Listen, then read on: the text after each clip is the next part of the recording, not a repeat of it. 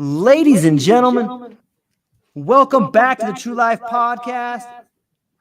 We have today the one and only Dr. David Salomon, creative curriculum leader and esteemed scholar with a passion for unraveling the intricate tapestries of history and faith. Looking forward to our conversation today, David. Can you tell the people a little bit more about you? Sure, absolutely. Oh, just excuse me 1 second. I got a cough. Okay. So I've been a professor of medieval literature, religion, and culture for 30 years. And currently I am at Christopher Newport University in Newport News, Virginia, where I am the director of research and creative activity. I also continue to teach in our honors program and our museum studies program. And I've written a bunch of books. My most recent book is on the 7 deadly sins. And we're in the midst here of a really cool conversation about mysticism. Yeah, today we're digging in to Richard Rolle. Yes, so Rolle fits into the scheme of what we've been talking about. He's another one of the 14th century English mystics. So he's living just a little bit before Marjorie Kemp, who we discussed last time, and right around the same time as Julian of Norwich, who we're going to talk about next week. So they all are, along with another Englishman named Walter Hilton, the four of them are kind of the epitome of 14th century English mysticism. And Rolle's story is really kind of interesting. I became really interested in him in graduate school. I'd never heard of him before. He is often referred to as Richard Rolle, Hermit of Hampole, because he did end up leading a hermit's life, which we can talk about, in Hampole in England. He lived from about 1290 to 1349 and is well known and prolific. He wrote many books, but one of the things that he is most well known for is he's one of the first religious writers to really write in the vernacular. He wrote in Middle English. He wrote a lot of work in Latin, but he did write some work in Middle English, which was the vernacular tongue at the time, so that normal everyday folks would be able to read it. The book that we're talking about today is not the case because it was written in Latin. It's called The Fire of Love, and the Latin title Incendium Amoris, and it was translated into Middle English, and was was a fairly popular book in its time. And it's an interesting text because it's a blend of a handbook written specifically for someone interested in leading a mystical life, but it also is very autobiographical and tells us a lot about Rolle himself.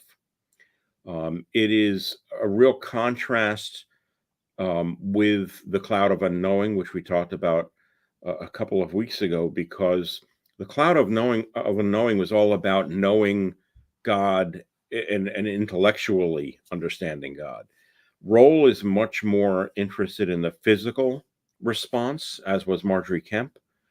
And probably the two senses that are most important in Rolle are hearing and feeling. So he talks about feeling that fire of love in his heart. And oftentimes throughout the book, he talks about hearing music, hearing melodious sounds. And that is oftentimes the way that he experiences the divine. His own story is really kind of interesting. He is Oxford educated, apparently spent time in Paris as well. Came back to England then and lived on the estate of a guy named John Dalton, and chose to lead the life of a hermit. Now, a hermit is someone who decides basically to separate from the world, most often for spiritual or religious reasons. It is not the same thing as someone who leads a cloistered life. So, sometimes people think hermits are people who live on their own and never see anybody. That's not necessarily the case. They do live on their own, but they oftentimes do see people, and Rolle did. In fact, he was the counselor for a congregation of nuns at a Cistercian monastery not too far from where he was residing. And it's to one of those nuns, it seems like he's writing this particular book. But in recent years, he has taken quite a beating in scholarship. And the real reason for that is something that we discussed when we were talking about Marjorie Kemp, is in the last 20, 30 years, there's been a tremendous, it's not really a resurgence, but a surgence in the study of female mystics and looking at a feminist approach to mysticism in the Middle Ages. And Rolle is pretty unabashedly, particularly in this work, a misogynist. And so, oftentimes people are turned off by that today and look at it. And I always, I acknowledge that when I teach Rolle. I mean, it's there. That's obviously who he was. But we also got to understand it's the 14th century. It's a different time and place. And so he tells us at one point, we can talk about it. It's one of the great passages in the book where he explains his own experience with women and basically what put him off women for the rest of his life. But the book itself, and I went through as I did with Marjorie Kemp just to pick out some things that I thought might be of interest. It's a curiosity. As I say, it was written in Latin. It was not written in Middle English. And yet in the prologue to it, he says that he writes the book not for philosophers or wise men, but he writes for the ignorant and untaught. But that doesn't scan, because the ignorant and untaught wouldn't have been able to read Latin. So it's a curious thing. We don't really know what's going on here and who his intended reader is. Yeah, it's interesting to have that dichotomy there. Maybe it's an attempt to translation and interpretation. It's kind of a interesting. Yeah, to be sure. And you mentioned dichotomy. I mean, this book is filled with dichotomies. It's filled with polarities, really. He is very clear about living in this world or living in the spiritual world, living the spiritual life or leading what we would now call a secular life. In fact, he says at one point in the opening chapter, love of God and love of this world can't reside together in the same soul. He really is sold on the idea that in order to truly be devoted to God, be devoted to the divine, you have to separate yourself from this world. And for him, that meant physically. And of course, this is following in a great tradition. The Desert Fathers are doing that early on in the church. But, what I think is really kind of different for him is that, as I say, the book is filled with all these sort of dichotomies, contradictions. I'm writing it for the ignorant and untaught, but I'm writing it in Latin, and, parentheses, they can't read Latin. He says, the mystery, he calls it, of the mystical life, he said, is hidden from most people. It's only really accessible to a few. And so is the point of the book to instruct us on how to lead this life? I don't know. Is it meant for folks who are leading a secular life, or is it written for folks who are already engaged in this kind of a religious existence? It seems more the latter than the former.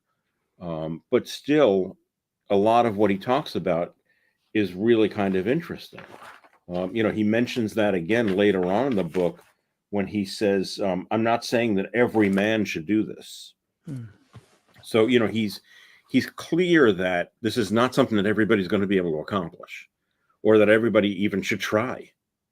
There's a reason why some folks in our culture choose this kind of an existence, and they still do.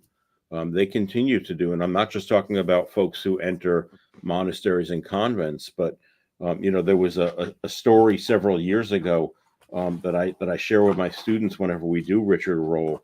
I still have the cutting here from the New York Times, and it was a piece in the Times. I don't know what year this was because sadly I didn't put the year. But a gentleman in upstate New York was going to be consecrated as a hermit, and this was a ceremony that he was going to experience, which essentially was quite similar to the ceremony, the religious ceremony that nuns and monks go through, where they essentially die to this world. But he even mentions in this little article that was in the Times, he's a Benedictine monk. This guy was. He lives at his solitary hermitage. He says he spends 20% of his time as a staff member of the church, and he also works as a chaplain at an alcohol and drug abuse center. So they're not cloistered, right? But he also notes that he says few people are called to this vocation. Noting that there are only a couple of dozen hermits in the United States. Most famous was Thomas Merton, the Trappist monk, was a noted hermit. So it was really interesting because my students will often say, "Well, no one lives like that anymore," and then I whip this out and say, "Oh, yes, they do." Not many and not a lot, but there are people who do this, and by and large, I think that the way that they are regarded is really one of two ways. I mean, folks who are faithful and spiritual have tremendous respect for what people like this are doing, and folks who are non-believers find it an oddity and don't understand it. But this is all part and parcel of what Rolle's talking about throughout his text. I mean, he stresses, as I said, that everything's not intellectual. You have to experience life. But he's very, very strong on the virtue of humility. We have to be humble. He says, you're not going to experience this kind of life. You're not going to have this kind of mystical encounter with the divine if you aren't steeped in humility. And he repeats this over and over again in a variety of different ways.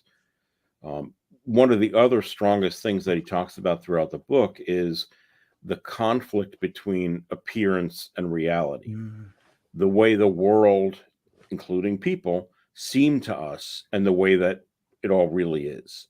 And in particular, because he's writing just on the cusp of the Reformation, he's taking on a lot of the so-called holy people who he sees as being corrupt. And he says, they only seem to be holy. Just be careful, right? And so that's why he chose, he said, not to pursue a life within the ecclesiastical hierarchy, because he just didn't see that as being the most productive way for him of reaching the divine. It sounds like we're talking about his idea of anchorus. It is a type of an anchorite experience, of an anchorus experience. Julian Norwich, who we'll talk about next week, is an anchorite.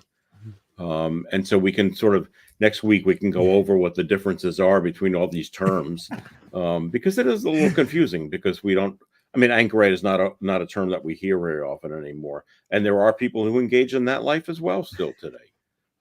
Fewer to be sure than once did, but it is not that unusual.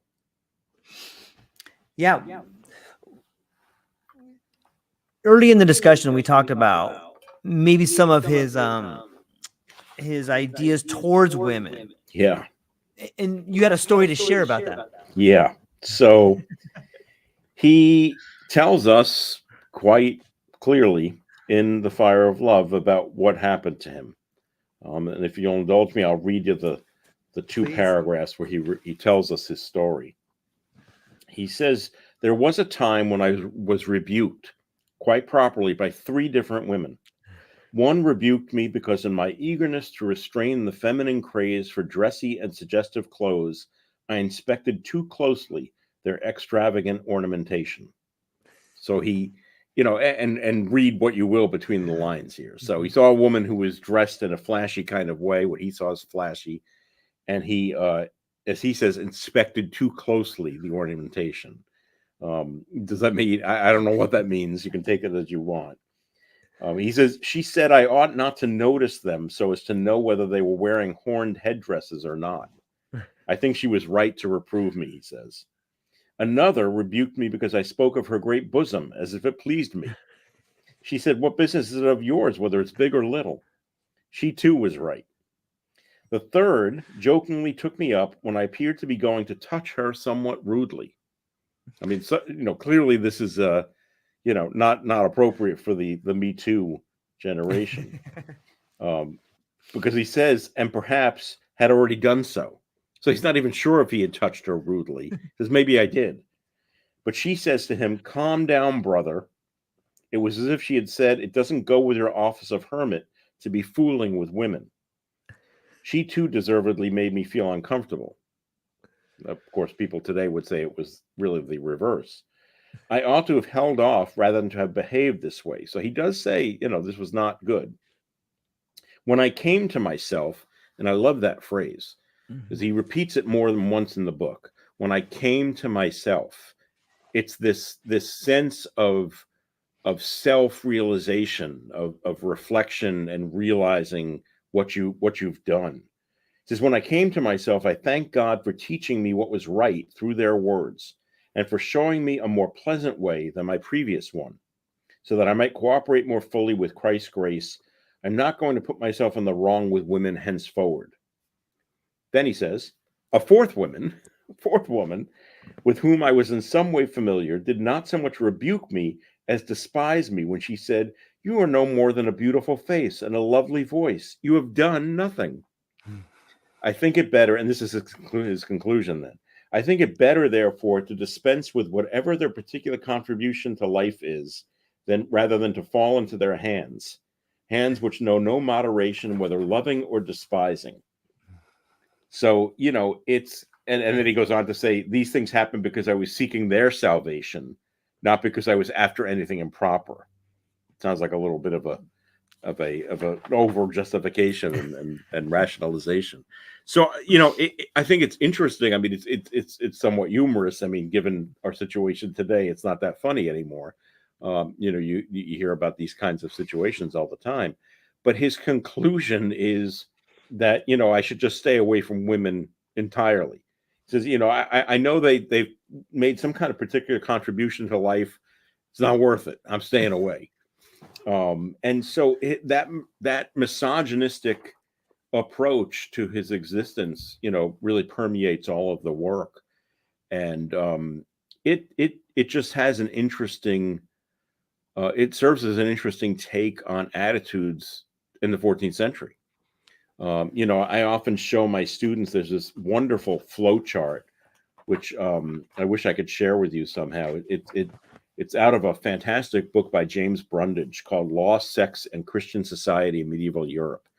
It's basically a book about law in the Middle Ages. And he has this great flow chart where he talks about, he calls it the sexual decision-making process. And basically, it's a flow chart that almost everything ends with stop, it's a sin. And there are very few kind of, exceptions to this. And the exceptions are, do you want a child?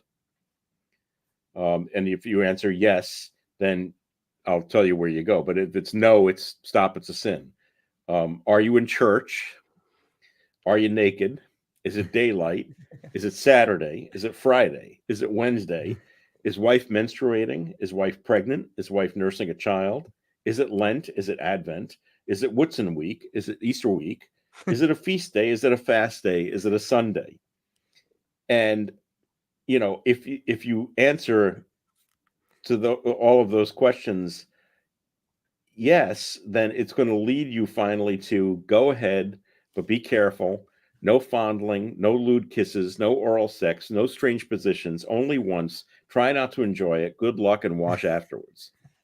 And in many ways, that's the attitude towards sex in the medieval church, right? And so, we've got to remember that this is a time period when we're still living in the shadow of the writings of folks like St. Augustine, who basically vilified Eve and said she's responsible for the downfall of man.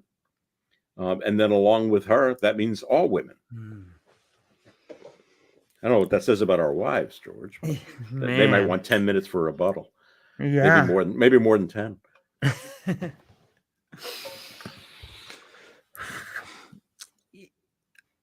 I think it speaks to the ideas of intricate connection. And in Rolle's work, there's an intricate connection between the divine and human will. You know, how did he navigate that tension between personal agency and divine sovereignty? Yeah, I mean, it's one that's a constant conflict, right? And I mean, it's been a constant conflict even throughout philosophy when we talk about the mind-body problem, right? I mean, for religious folks, there's always this issue, for mystics in particular, that we are spiritual beings trapped in a physical structure, right? And for many mystics, the goal is to have that spiritual side of you engage in the communion with the divine and experience ecstasy, right? Ecstasy, out of body, the Greek. But Rolle does acknowledge throughout his work that we are physical. I mean, he says, I experience this. I got heat in my chest. I feel the fire of love. I hear music. So, I mean, these are sensual experiences that he's having. And to be sure, Marjorie Kemp, who we talked about last time, is experiencing a lot of the same kinds of things, physical pain and physical joy as well. And so I think that this has always been a problem, and it continues to be a problem for a lot of people today, whether we're talking about a spiritual sense of yourself or the intellectual sense. Right. I mean, in the religious life and the monastic life, it's a way of getting away from the physical world to somehow be closer to God by removing yourself from everyday life. And for a lot of academics, myself included, I mean, that's what the university life is meant to emulate. It's the same kind of existence. It's just you are not completely divorced from the secular world. You're still attempting to live in it. But I mean, as you mentioned, I think that there's always that pull of physical will and physical need and physical desire. It's what we talk about in the 7 deadly sins with lust, right? And the fact that intellectually we know those are bad things. But because we are created the way that we are, it's difficult for us to navigate that and to find some kind of a balance, right? And more difficult for some people than others, right? Which is, the source of so many of our problems, isn't it? Yeah. Often you hear him talk about self-emptying to attain divine union. What does that mean to you? Yeah, well, I mean, it's that scale, that journey that Evelyn Underhill talked about, right? That journey through, illumination, purgation, and then union. So it's definitely, I mean, and all of the mystics talk about this as being progressive. It isn't something which is just going to boom happen. Walter Hilton, who I mentioned earlier, I mean, his great work is called The Ladder of Perfection. He's talking about moving up the ladder, right, to reach that goal. And so there's so much of what's involved in these works is about process and about how you get there. And again, as we've talked about, it isn't necessarily focused on the goal, because that's not what's important. And as Rolle says, I mean, this isn't going to be for everybody, right? People are going to engage in this and who aren't going to have that ultimate kind of experience. I mean, I know, lots of monks, lots of guys who are in the monastery, and, some of them are experiencing a spiritual kind of life on a different level than others. It isn't the same for everybody. And Rolle is really clear to tell you that. So I think his fear is that you're going to pick up the book and say, okay, I'll read this book and I'll, have my divine union. And he's saying it doesn't work that way. In the context of his era, revolutionary or heretical, you think? So that's an interesting question because while he was alive, I don't know if revolutionary is the right word, but certainly not heretical.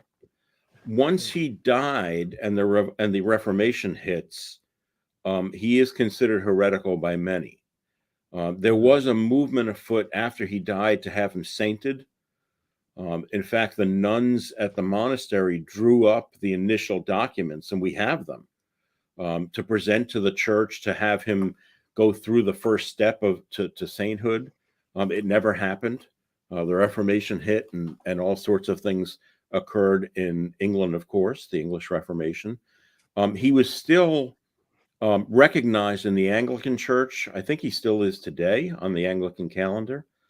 But I know that there's an image of Rolle that's in a manuscript. It was one of the only ones that we had for many years. In fact, it may be at the frontispiece of this book that I've got here. No, it's not. And it's from a manuscript, and it was an illustration of him. And someone had scratched out the face, what we do in yearbooks when we don't want to remember somebody, right? And this is the way, at the time, this was a way of trying to literally get rid of memory of somebody, right? And so somebody had scratched out the face so that we wouldn't see him, because he was considered somewhat heretical. I had mentioned several weeks ago this volume, which I pulled off the shelf here. This is the Richard Rolle of Hampel 2 volumes that I had wanted to have when I was in graduate school, had searched high and low for. I'd only seen library copies of it before. And then I found this copy on the shelf in a used bookstore in Cambridge, Massachusetts. And I bought it. It cost me $60. Yeah. So, it was a big expense for me, especially in graduate school. But this came out 1895. Wow. There are actually 2 volumes. But the really neat thing about the volume that I ended up buying, as I mentioned before, is it's the volume that was owned by Geraldine Hodgson, who became a scholar of Rolle. And she owned it. She dated it November 24th, 1917. Wow. And it's got all sorts of things pasted into it, and notes, which it's just really, really a cool thing to have. It's one of my favorite possessions is this volume. And it's got the we talked about smell at one point. It's got the smell of the old book, which is now 130 years old. But he was popular. He was popular, and he became more popular in the early 20th century when folks like Evelyn Underhill and especially Hope Emily Allen came along, and she edited his work and reprinted it for the first time in a long time, in a really nice little volume. And there was a resurgence of interest in him. A lot of work was attributed to him, which eventually we realized he didn't write. One of the most famous works in the Middle Ages is a very, very long piece called The Prick of Conscience. It's very long. It's very dry. It's very laborious. And for a long time, it was attributed to him. In fact, in this volume, it is included as one of the things that's in the book, because they thought it was his. And later on, we realized he didn't write it.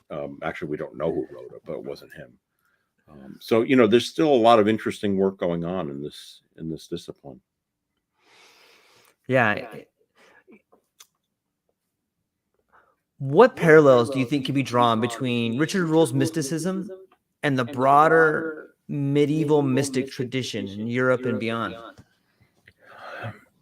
I think if there's one thing to point to, I would think it would be that the mystics tend to want you to make sure that if you're going to follow their example, if you're going to enter this kind of an existence, you need to be doing it because you want to go to God and not that you're trying to run away from the world.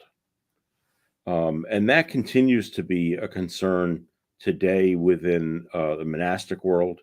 When folks come in and take their initial vows in monasteries and convents, one of the things that is really reviewed is why you're doing this. We want to make sure that you're not running away from something, but that you're actually running to God. And I told you the story about my friend at the monastery, and we had the guy there who had been a Nazi. He was running from the world, but it was also determined that he was also running to God because he felt this need to atone and repent. And so, he was an interesting case.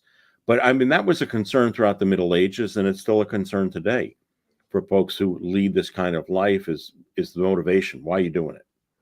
Right. And if you're, I think a lot of people, especially today, right, we hear a lot today about people who just want to get away from the world. Right. I've had enough of the world. I want to get away from the world. And so they try to do that in a variety of different ways. Right. Maybe they'll move somewhere really remote. Maybe they'll just start to hunker down in their own houses and become hoarders. We lots of different flavors of this. And it's one thing to do that, but it's another thing to want to leave this world as the Desert Fathers did, because they felt that the din of this world was getting in the way of their spiritual longing and their spiritual desire. And Rolle talks about that. It's interesting because the experiences that he has where he says he hears music, he doubts it. He says, I don't know what's going on. I'm confused by this. As Marjorie Kemp did the same thing. She didn't want to tell anybody. Right. And there's one passage in the book where he actually went to somebody else and said, essentially, do you hear this too? And a person said, no, I don't hear anything. And Rolle realized that this was an experience that he alone was having. And that although he could hear it, he said, with his physical ear, somehow it was happening internally in his spirit.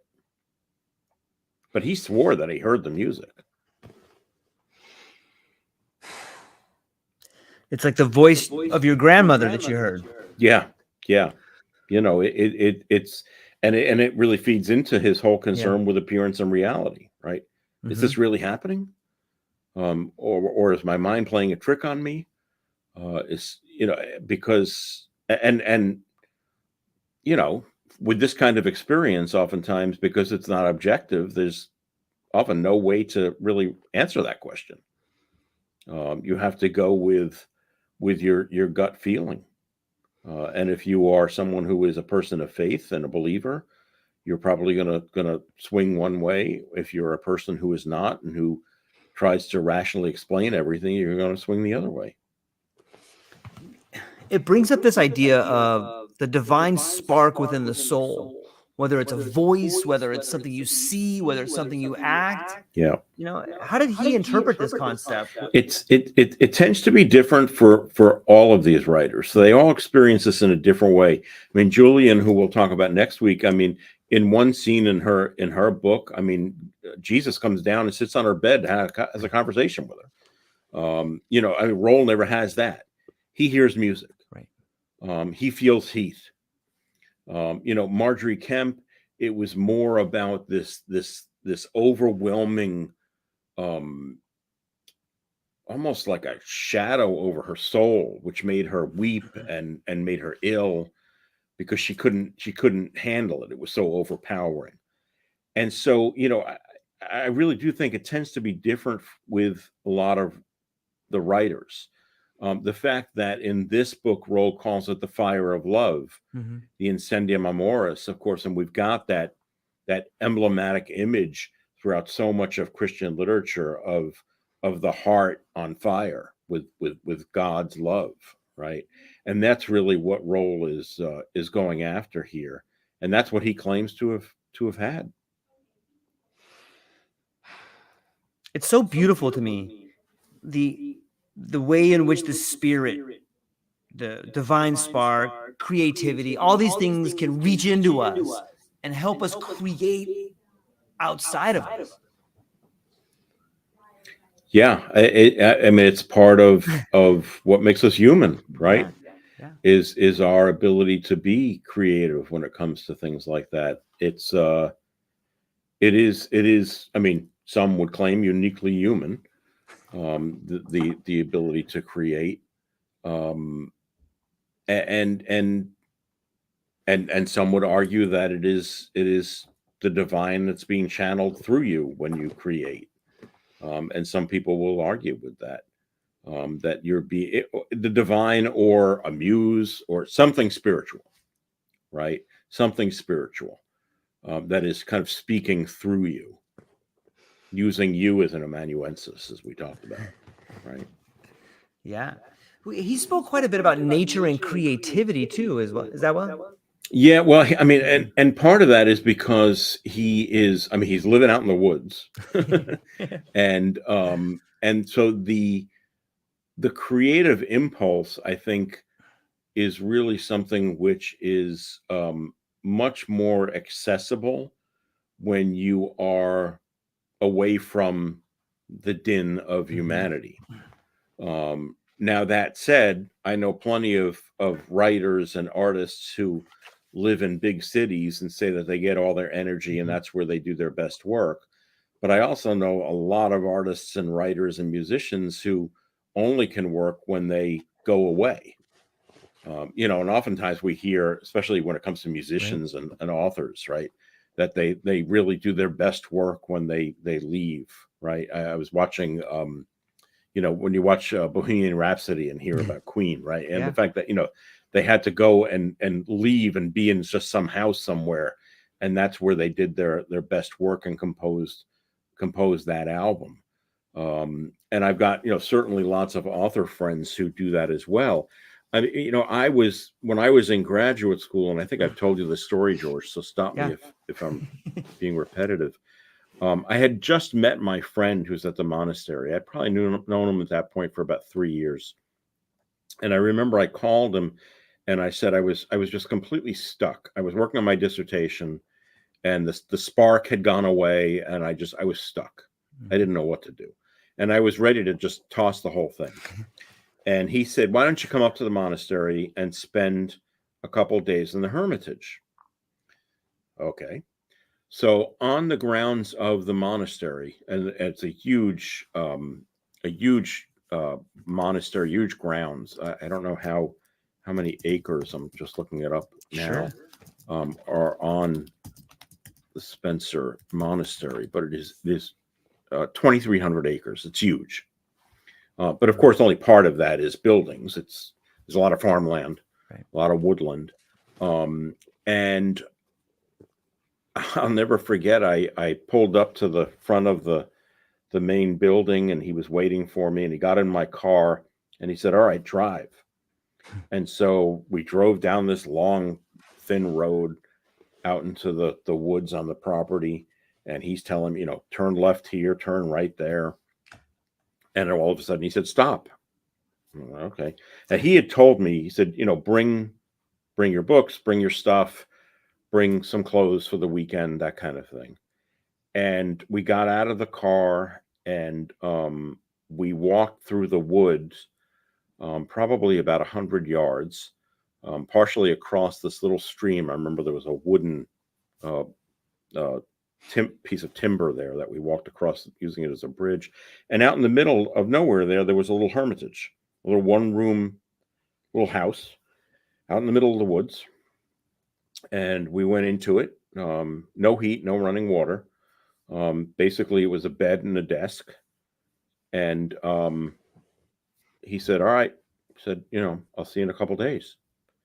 And he left me there to work and, as it is a hermitage, to reflect and think and contemplate. And so, it was a taste of leaving the world. I mean, this is before cell phones, so it wouldn't have mattered, but I'm sure there's no cell service out there. There's no electricity. So, and I got to tell you, I mean, I stayed out there, I think for 2 or 3 nights. I can't remember if it was 2 or 3. But I do remember after the second day, you start to get a little loopy, because you are living away from everything. Now, I'm a Jew from the Bronx. We don't camp.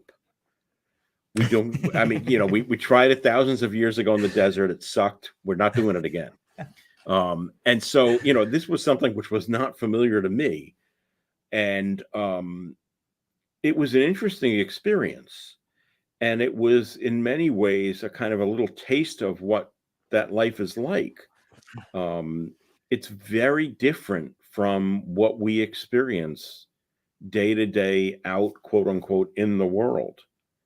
And it shows you how incredibly difficult it is to live in this world and engage in that kind of intellectual, spiritual, creative activity, because there's just so much noise. And being out in the Hermitage for a couple of days, there's no noise out there. I mean, it is dead quiet. And so, as a result, it made me think of when I lived in South Dakota. I knew a Lakota medicine man who invited me to come and do the sweat lodge. I did the sweat lodge twice out there on the res. And it's a similar kind of thing. It has a physical and a psychological effect on you. That solitude and that physical, I don't know what the right word is. Physical, it's strenuous, and it sounds silly to say it's strenuous to just be by yourself in a one little room for a couple of days, but it was, especially for somebody like me who's such an extrovert. Nobody to talk to. You don't see anybody, and the sweat lodge was a similar kind of experience. That one, very effective. Have you ever done a sweat lodge, George? No, but I spent some time in isolation tanks. Oh, did that 2 years ago. Yeah. It's somewhat similar. Although the extreme heat, right, and the way that your body really does purge itself of all of its impurities, because you're just sweating like you can't believe, it has a particular kind of effect on you. So it's a kind of an interaction of the physical and the intellectual. Whereas the isolation tank, for me at least, it was more of an intellectual experience than a physical one. It was psychological. And I know that the couple of inches of the salty water is supposed to make all the difference in those tanks. I didn't think that it made any difference to me, but I don't know, maybe it had that different experience for you. I've spent some time when I was younger as a wrestler, and not that it's a sweat lodge, but depriving myself of food, going into saunas, and there's a certain sort of clarity, the cleansing of the doors of perception, maybe, that comes with diet and sweating and heightened states of awareness. Yeah. No, I mean, and that's what all the ascetic right practices of the religious life are all about, right? Just denying the body, and in that case, to edify the soul, so that you can have a more pure experience. But I mean, people talk about that all the time. I mean, I know when I've done, I'm a carbohydrate addict. I would have made a terrible wrestler, because I cannot not eat carbs, and carbs are the worst thing for a wrestler. And so, there have been times when I've gone on these carb diets where I cut out carbs completely. Well, for the first 2 weeks, you're the biggest SOB going, because you're going through withdrawal. But after that, you do feel a different sense of clarity, just mental clarity, and a clearer state of mind. It's just, as is the case with the spiritual life, it's difficult to maintain that. And eventually, you eat a bowl of pasta and you're screwed, which is what happens to me usually. Yeah. There's a really good author, Young Chul Han, and he speaks, he's got a bunch of cool books that speak to this idea of the like the pornographic nature of the uninterrupted message. Like it's just, and that's what seems to happen in the cities or the worlds we live in. It's just constant bombardment. It is. I mean, there's a guy who years ago referred to it as data smog. Yeah. Right. And it's just a great way to think about it. David Shanks was his name. He wrote a book called Data Smog back in it must have been the 90s. And this idea that we are, it reminds me of the robot in Short Circuit, right? Who was always saying input, more input. That's where we're constantly processing. And we're seeing slowly through psychological studies that that's not a good way to operate. It just doesn't. I taught my first class of the semester last night, and we were talking about the fact that the course has a lot of reading, and that is going to require that you take time and sit and actually reading a book. And most people these days are just that's an activity that's foreign to them. They don't read sustainably. They read as long as it takes to read something on a phone usually. And here I'm asking them to read 40 chapters in the Bible for one night, and it's just how are they going to do that? And so it'll be interesting to see how they handle it. Every year it's interesting to see how they approach it. I've been doing some research on the evolution of language, and it seems to me that we have really transformed our world, and you can see it in the use of organic metaphors that we used to use and that of the mechanistic metaphors that we use now. Yeah, they really chart it. Yeah, I mean, as we've moved from what I refer to as an analog world to a digital world, right? Yeah, and there's a good deal to be lost as a result of that. I was talking earlier with a friend of mine who's a librarian, and we were talking about the days when you would use all books in the reference room in the library.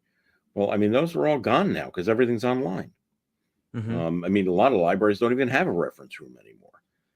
They, the books aren't up to date, whereas the things they can get online are more up to date. And so they just don't use them anymore. And it was funny because we were on the phone and I was looking up something actually for our talk today. And I wanted to read the entry in the Dictionary of National Biography on Richard Rolle. And so I went on to I was talking to my friend and I went on to our library catalog, assuming that we must have had an electronic subscription to the Dictionary of National Biography. It's a fairly standard reference work. And we don't. We actually still have the paper copy. It's old, but we have the paper copy somewhere in the library. And it was so funny because I was talking to my friend and I said, how is it that we possibly don't have this online? And she said, you're probably the only person who even knows about that thing, because people don't use those kinds of reference books anymore. Everything is through Google. And so, it's also just part and parcel of the instant gratification that we have, right? The society that we have that demands that. We were talking about the fact that if you're sitting around talking about some movie and you're thinking about an actor, but you can't remember their name, just whip out the phone and you'll have it in 2 seconds, and oftentimes I'll be sitting with friends and we'll be doing that. And I'll say, all right, wait a minute. Let's not just immediately look it up on our phones. Let's see if we can, let it percolate for a minute. It's in there. You just can't remember it right now. See if you can, and it's a memory exercise. And we don't really do that anymore. Yeah, when you don't use a muscle, it atrophies. Yeah, absolutely. And memory is one of the things that, is really we're losing it. And, on the one level, it's okay because, as we've talked about before, the idea of the internet being kind of an extension of our memory. But the problem with it for me is, as I've often said, we're not doing anything with what it's freeing up. It's freeing up our minds for what we hoped was going to be higher level thinking, and most people aren't engaging in that. I like to believe you are on this podcast, though. That's why I'm happy you're here. Yeah, and vice versa. There's this interesting idea that I see popping up from time to time. This idea of rewilding, and you can see it in nature. And sometimes I think we're beginning to see it in spirituality. When I read your book, The Seven Deadly Sins, or we have these conversations about mystics, from time to time, I will hear people that I talk to have this spark of creation. And it seems to me it's a lot like that spark of divinity. And I feel like maybe sometimes you have to lose everything in order to rewild. Maybe, and I'm hopeful that's what we're going to see in this. Yeah. Yeah, no, I think that's a good way to put it. And I think what happens is for a lot of people, that spark is trying to fight its way through. Yeah. Right. Yes. And part of what folks like Richard Rolle were talking about in the 14th century was readying yourself for that experience. And unfortunately for a lot of people today, they don't ready themselves for the experience, and then when it comes, they either squelch it or dismiss it. Right? They don't take advantage of it. So I mean, it sounds cliche, but I've always got a pad next to me, especially when I sleep, because you wake up with these ideas and you want to write them down. You don't want to forget them. And oftentimes they're those little sparks of things that come to you. They really are. I was writing something the other day, and I was driving in the car and thinking about the piece because I was a little stuck with it and I don't like where it's at. And I was thinking about a different approach to talking about what I was trying to say. And I came up with these 3 words that work perfectly. And so, here I am in the car, and, you certainly don't want to write anything down, but I didn't want to lose it because it did come as a kind of a spark. And so, as soon as I was driving to the office, as soon as I got here, I wrote it down because I didn't want to forget it. I love to hear those stories. For me, it's usually in the bathroom at like 3 a.m. Yeah. Well, most people, and I tell this to my students, I mean, most people, the only time that we get to spend really alone is when you're in the shower. Yeah. Unless you're lucky enough to be in there with somebody else.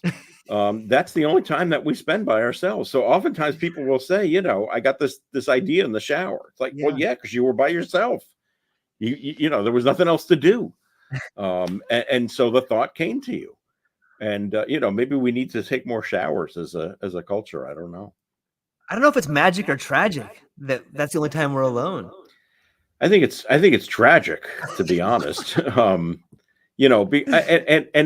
And by alone, that we have to go to that extreme to be alone, right? To get naked and be in the shower by yourself is the only way that you can be alone. And I mean, we hear people talk about this. Mothers have liked to talk about this for years, right? When you have a newborn, it's like the only time I get for myself is when I'm in the bathroom. It's sad that that's what it's come to. Is that, and I think a lot of it goes back to what you were talking about with just this incredible noise and the data smog that we have. It's really hard. I mean, you can't go anywhere these days and sit and wait for something without seeing people just down the line on their phones. Nobody's able to just sit. You go to a doctor's office and go and look in the waiting room, right? People are sitting there, they're on their phones. I'm here at a university, right? The students are on their phones, it seems 24/7. It's just an extension of their physical beings now. And it's really I don't know, it strikes me as sad. I mean, I used to walk around on college campus when I was in college, and the most I had was, I remember when the Sony Walkman came out, and that was like revolutionary. You're gonna be able to walk around and listen to music, right? We didn't even have that before then. And so, the idea now that you can't even just go walk across campus and be quote unquote alone with your thoughts, people are on their phones, either looking at stuff or talking to somebody. And, it's an interesting thing. It is. Elaine says here, I love the idea of rewilding myself. Maybe this is why I find going down the veg path and getting my hands in the earth is so healing. Yeah. Getting away from technology is very healing and quieting for the soul. Yeah, that's really, and I think that's why a lot of people really do love things like gardening, right? Is literally getting back to the earth. Yeah. Right. And really, understanding that. They say that the only way that you really understand anything about what you eat is if you grow your own food and understand where it comes from. Mm-hmm. Right. And we're constantly told that when you sit down to eat something, you should think about, right, where it came from, how it got to your table, and to trace it back. Mm-hmm. And so, I like what Elaine is saying there. And I wonder if that Elaine Mason is the same Elaine Mason that I know, but I don't know. She'll text me and let me know. But the idea that you can grow your own food is so satisfying for a lot of people, to be able to eat something that came out of your own garden. Mm-hmm. And I do like that. Again, that idea of rewilding myself, it's kind of getting us back to a place where we were. What's that line from the Crosby, Stills, Nash song, for the Joni Mitchell Woodstock? Got to get back to the garden, right? She's talking about the Garden of Eden, but nevertheless, getting back to the garden. I think there's a strange parallel here. The fact that to be naked and alone in your bathroom with your thoughts, you have to probably go through 4 locked doors. Mm. Your front door, your hallway door, your bedroom door, your bathroom door, and then the sliding shower door. Mm-hmm. Well, what does that say about us? Like, you have to be that secure in order to be alone. Well, because there is some vulnerability there, right? Yeah. Being alone makes you vulnerable. That's why we've always said there's safety in numbers, right? Mm-hmm. So there is a vulnerability, which also is one of the reasons people shun away from it, because it's scary. It's frightening to be alone with your thoughts for some people. Mm-hmm. And I appreciate that. I can understand that. I've been through that myself. Periods of time when I experienced, extreme anxiety, and the last thing I want to do is be alone with myself, but with my own thoughts. But it's a leap of faith, I think, that's required to do that, to make yourself vulnerable. It's the trust exercises bit. Yeah. Right. To trust other people and to know. I sit here in the office sometimes, and if I want to be alone, as you say, I've got to close the door. It's not necessarily because I need it to be quieter. It's not much quieter when I close the door.